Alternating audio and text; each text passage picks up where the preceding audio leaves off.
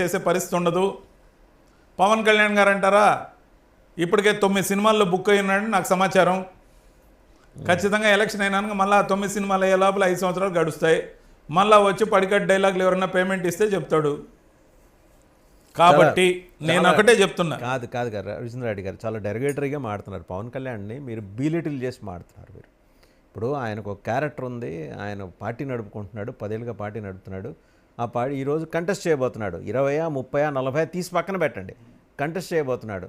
మీకు ఒక challenge throw చేస్తున్నాడు. పాల్ గారు కంటెస్ట్ చేయట్లేదా? రెండోది పాల్ గారికి పవన్ కళ్యాణ్ గారికి పాల్ గారు చాలా చాలా పద్ధతైన వ్యక్తి అండి. పాల్ గారు చాలా పద్ధతైన వ్యక్తి. ఎలా? పాల్ గారు కూడా 10 సంవత్సరాల పై నుంచి పార్టీ నడుపుతున్నాడు.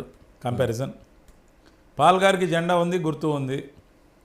మరి పాల్ గారికి పొత్తులు పెట్టుకునే ఆలోచన ఉంటుంది, ఎవరితోనైనా రెడీగా ఉంటారు. కనీసం మంచి నవ్వులు తెప్పిస్తారు పాల్ గారు.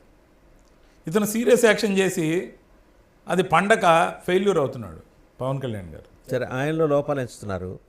మీ నాయకుడి కుటుంబంలో ఉన్న వైరుధ్యాలు, నేను చెప్పేది నేను వ్యక్తిగత అంశాలు జోలికి అట్లా రాజకీయ పరంగా ఉన్న వైరుధ్యాలు ఈరోజు తెర మీదకి వచ్చిన తర్వాత